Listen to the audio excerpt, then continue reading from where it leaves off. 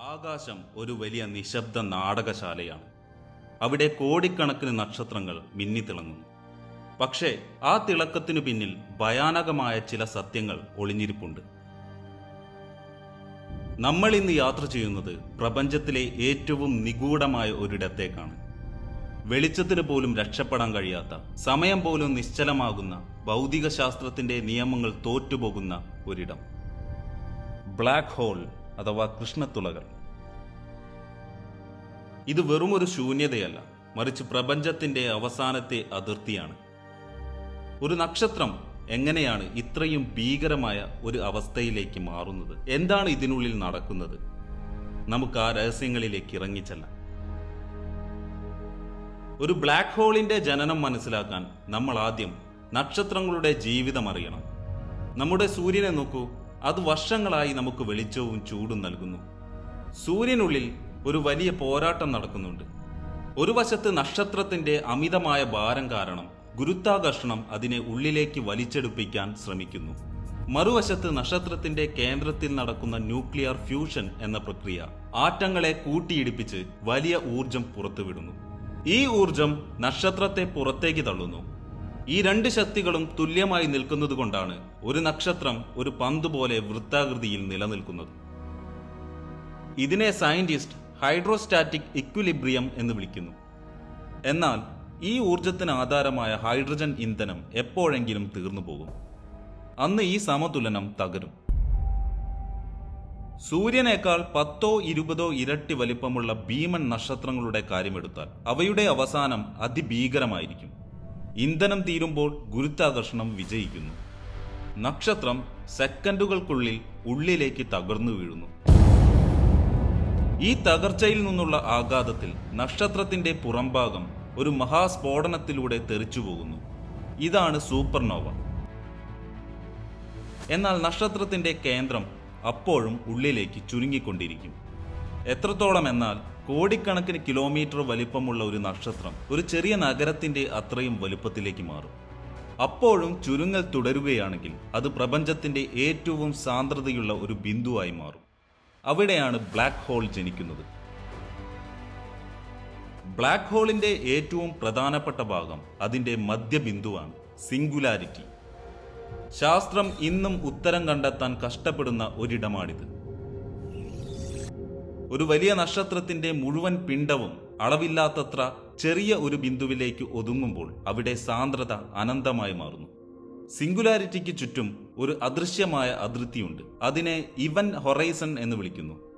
ഇതൊരു അപകടകരമായ ലക്ഷ്മണ രേഖയാണ്. ഈ അതിർത്തി കടന്നാൽ പിന്നെ തിരിച്ചുപോക്കില്ല. പ്രപഞ്ചത്തിന്റെ ഏറ്റവും വേഗതയുള്ള വെളിച്ചത്തിന് പോലും ഇവിടെ നിന്ന് രക്ഷപ്പെടാൻ കഴിയില്ല. വെളിച്ചം പുറത്തേക്ക് വരാത്തതുകൊണ്ടാണ് നമുക്ക് ബ്ലാക്ക് ഹോളിനെ കറുത്ത നിറത്തിൽ അനുഭവപ്പെടുന്നത്. എന്നാൽ സത്യത്തിൽ അതൊരു തുളയല്ല, മറിച്ച് സ്പേസ് ടൈം എന്ന പ്രപഞ്ചത്തിന്റെ തുണിത്തരത്തിലുണ്ടായ ആഴമേറിയ ഒരു കുഴിയാണ്. ആൽബർട്ട് ഐൻസ്റ്റീൻ തന്റെ സാമാന്യ ആപേക്ഷികതാ സിദ്ധാന്തത്തിലൂടെ ഒരു കാര്യം നമ്മെ പഠിപ്പിച്ചു. ഗുരുത്വാകർഷണം എന്നത് വെറുമൊരു ആകർഷണ ബലമല്ല, അത് സ്പേസിനെ വളയ്ക്കുന്ന ഒന്നാണ്. ഒരു വലിയ ഇരുമ്പ് പന്ത് ഒരു റബ്ബർ ഷീറ്റിൽ വെച്ചാൽ അത് താഴേക്ക് വളയുന്നത് പോലെ ബ്ലാക്ക് ഹോൾ അതിന്റെ ചുറ്റുമുള്ള സ്പേസിനെ അതിശക്തമായി വളയ്ക്കുന്നു. ഇതേ സ്പേസിലൂടെയാണ് വെളിച്ചം സഞ്ചരിക്കുന്നത്. അതുകൊണ്ട് ബ്ലാക്ക് ഹോളിന്റെ അടുത്തെത്തുമ്പോൾ വെളിച്ചം നേർരേഖയിൽ പോകാതെ വളഞ്ഞു പോകുന്നു. ഇതിനെയാണ് ഗ്രാവിറ്റേഷണൽ ലെൻസിംഗ് എന്ന് പറയുന്നത്. ഇത് കാരണം ഒരു ബ്ലാക്ക് ഹോളിന്റെ പിന്നിലുള്ള നക്ഷത്രങ്ങളെ നമുക്കതിന്റെ ചുറ്റും ഒരു വളയമായി കാണാൻ സാധിക്കും. ബ്ലാക്ക് ഹോളിന് ചുറ്റും നിങ്ങൾക്ക് മറ്റൊരു അത്ഭുതം കൂടി കാണാൻ സാധിക്കും, അക്രീഷൻ ഡിസ്ക്. ബ്ലാക്ക് ഹോൾ അതിന്റെ അടുത്തുള്ള വാതകങ്ങളെയും നക്ഷത്രങ്ങളെയും വലിച്ചു ഉള്ളിലേക്ക് എടുക്കാൻ ശ്രമിക്കുമ്പോൾ അവ നേരിട്ട് ഉള്ളിലേക്ക് വീഴില്ല. പകരം ഒരു ചുഴിയിൽ എന്ന പോലെ ബ്ലാക്ക് ഹോളിന് ചുറ്റും അതിവേഗത്തിൽ കറങ്ങും. ഈ കറക്കത്തിനിടയിലുള്ള ആകർഷണം കാരണം ഈ വാതകങ്ങൾ ദശലക്ഷക്കണക്കിന് ഡിഗ്രി ചൂടാവുകയും അതിശക്തമായ എക്സ്റേകളും പ്രകാശവും പുറത്തുവിടുകയും ചെയ്യുന്നു. നമ്മൾ കാണുന്ന ബ്ലാക്ക് ഹോളിന്റെ മനോഹരമായ തിളങ്ങുന്ന വളയം യഥാർത്ഥത്തിൽ മരണത്തിലേക്ക് വീഴാൻ പോകുന്ന ഈ വസ്തുക്കളാണ്. ഇനി നമുക്ക് സമയത്തെക്കുറിച്ച് സംസാരിക്കാം. ബ്ലാക്ക് ഹോളിന്റെ അടുത്ത് പോയാൽ സമയം മാറുമെന്ന് നിങ്ങൾ കേട്ടിട്ടുണ്ടാകും. അത് വെറും ഒരു സിനിമാ കഥയല്ല. ഗുരുത്വാകർഷണം കൂടുമ്പോൾ സമയം സാവധാനത്തിലാകും. ഇതിനെ ടൈം ഡയലേഷൻ എന്ന് വിളിക്കുന്നു. നിങ്ങളൊരു ബ്ലാക്ക് ഹോളിന്റെ അതിർത്തിയിൽ കുറച്ചു സമയം ചെലവഴിച്ച് ഭൂമിയിലേക്ക് തിരികെ വന്നാൽ അവിടെ നിങ്ങൾക്ക് ഒരുപക്ഷെ മിനിറ്റുകൾ മാത്രമേ കഴിഞ്ഞിട്ടുണ്ടാകൂ. പക്ഷേ ഭൂമിയിൽ വർഷങ്ങളോ നൂറ്റാണ്ടുകളോ കടന്നുപോയിട്ടുണ്ടാകും. സമയയാത്രയുടെ ഒരു സ്വാഭാവിക യന്ത്രമായി ബ്ലാക്ക് ഹോൾ പ്രവർത്തിക്കുന്നു. പക്ഷേ ആ അതിർത്തിക്കപ്പുറം പോയാൽ സമയം തന്നെ ഇല്ലാതാകുന്നു എന്നതാണ് സത്യം. ബ്ലാക്ക് ഹോളിലേക്ക് ഒരു മനുഷ്യൻ വീണാൽ എന്ത് സംഭവിക്കും? അതീവ വിചിത്രമായൊരവസ്ഥയാണിത്. നിങ്ങളുടെ തലയേക്കാൾ കൂടുതൽ ഗുരുത്വാകർഷണം നിങ്ങളുടെ പാദങ്ങളിൽ അനുഭവപ്പെടും. ഈ വ്യത്യാസം നിങ്ങളെ ഒരു നൂല് പോലെ നീട്ടിവലിക്കും. സയന്റിസ്റ്റ് ഇതിനെ തമാശയോടെ സ്പാഗറ്റിഫിക്കേഷൻ എന്ന് വിളിക്കുന്നു. അതായത് നിങ്ങളൊരു ന്യൂഡിൽസ് പോലെ നീണ്ടു ഒടുവിൽ അറ്റങ്ങൾ വേർപെട്ട് സിംഗുലാരിറ്റിയിലേക്ക് ലയിച്ചു ചേരും. പുറത്തുനിന്ന് നോക്കുന്ന ഒരാൾക്ക് നിങ്ങൾ ബ്ലാക്ക് ഹോളിലേക്ക് വീഴുന്നത് കാണാൻ കഴിയില്ല. അവർക്ക് നിങ്ങൾ ഒരു ഇവൻ ഹൊറൈസണിൽ നിശ്ചലമായി നിൽക്കുന്നതായും പതുക്കെ ചുവപ്പു നിറമായി മാഞ്ഞു പോകുന്നതായി മാത്രമേ തോന്നൂ. സ്റ്റീഫൻ ഹോക്കിംഗ് എന്ന പ്രശസ്തനായ സയന്റിസ്റ്റ് ബ്ലാക്ക് ഹോളുകളെ കുറിച്ച് മറ്റൊരു വിപ്ലവകരമായ ആശയം കൊണ്ടുവന്നു. ബ്ലാക്ക് ഹോളുകൾ എല്ലാം വിഴുങ്ങുക മാത്രമല്ല ചെയ്യുന്നത്, അവ വളരെ ചെറിയ അളവിൽ ഊർജം പുറത്തുവിടുന്നുണ്ട്. ഇതിനെ ഹോക്കിംഗ് റേഡിയേഷൻ എന്ന് വിളിക്കുന്നു. ഇതിനർത്ഥം ബ്ലാക്ക് ഹോളുകൾ ശാശ്വതമല്ല എന്നാണ്. കോടിക്കണക്കിന് വർഷങ്ങൾ കൊണ്ട് അവ പതുക്കെ ബാഷ്പീകരിക്കപ്പെടുകയും ഒടുവിൽ ഒരു സ്ഫോടനത്തോടെ ഇല്ലാതാകുകയും ചെയ്യും. ഇത് വലിയൊരു ചോദ്യത്തിലേക്ക് നമ്മെ നയിക്കുന്നു: ഇൻഫർമേഷൻ പാരഡോക്സ്. ക്വാണ്ടം ഫിസിക്സ് അനുസരിച്ച് പ്രപഞ്ചത്തിലെ വിവരങ്ങൾ ഒരിക്കലും നശിപ്പിക്കാൻ കഴിയില്ല. പക്ഷേ ഒരു ബ്ലാക്ക് ഹോൾ ബാഷ്പീകരിക്കപ്പെടുമ്പോൾ അതിനുള്ളിലേക്ക് വീണ വസ്തുക്കളുടെ വിവരങ്ങൾ എവിടേക്ക് പോകുന്നു? ഇത് ഇന്നും ശാസ്ത്രം ഉത്തരം തേടുന്ന വലിയൊരു സമസ്യയാണ്. നമ്മുടെ ഗാലക്സിയായ ക്ഷീരപഥത്തിന്റെ അഥവാ മിൽക്കി വേയുടെ മധ്യത്തിലും ഒരു ഭീമൻ ബ്ലാക്ക് ഹോൾ ഉണ്ട്. Sagittarius A star. സൂര്യനേക്കാൾ 40 ലക്ഷം മടങ്ങ് ഭാരമുള്ള ഒരു രാക്ഷസനാണത്.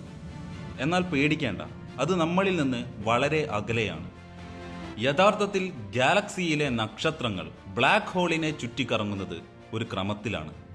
അവ ഒരു വാക്വം ക്ലീനറിനെ പോലെ എല്ലാം വലിച്ചെടുക്കില്ല, മറിച്ച് ഒരു പരിധിക്കുള്ളിൽ വരുന്നതിനെ മാത്രമേ അവ കീഴ്പ്പെടുത്തുകയുള്ളൂ.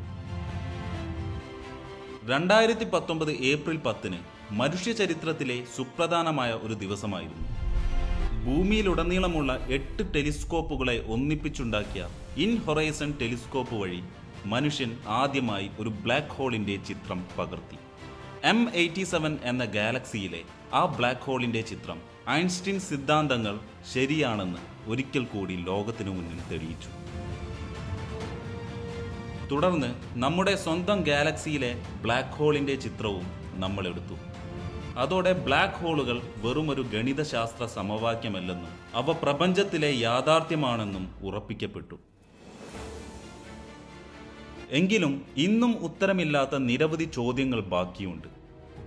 ബ്ലാക്ക് ഹോളിനുള്ളിലെ സിംഗുലാരിറ്റിയിൽ ഭൗതിക ശാസ്ത്ര നിയമങ്ങൾ തകരുന്നുണ്ടെങ്കിൽ അവിടെ എന്താണ് സംഭവിക്കുന്നത്? ബ്ലാക്ക് ഹോളുകൾ മറ്റൊരു പ്രപഞ്ചത്തിലേക്കുള്ള വാതിലുകളാണോ? പ്രപഞ്ചത്തിലെ സമയം തുടങ്ങുന്നതിനും അവസാനിക്കുന്നതിനും ബ്ലാക്ക് ഹോളുകളുമായി ബന്ധമുണ്ടോ?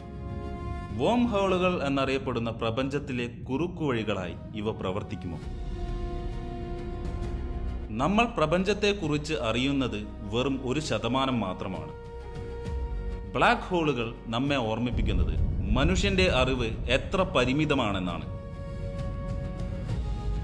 അവ ഭയപ്പെടുത്തുന്നവയാണ്, എന്നാൽ അതേസമയം മനോഹരവുമാണ്. നക്ഷത്രങ്ങളുടെ മരണം പുതിയൊരു ജന്മത്തിലേക്ക് വഴിയൊരുക്കുന്ന പ്രപഞ്ചത്തിന്റെ ഈ വിചിത്ര ലീലയിൽ ബ്ലാക്ക് ഹോളുകൾ ഒരു വലിയ പങ്ക് വഹിക്കുന്നു.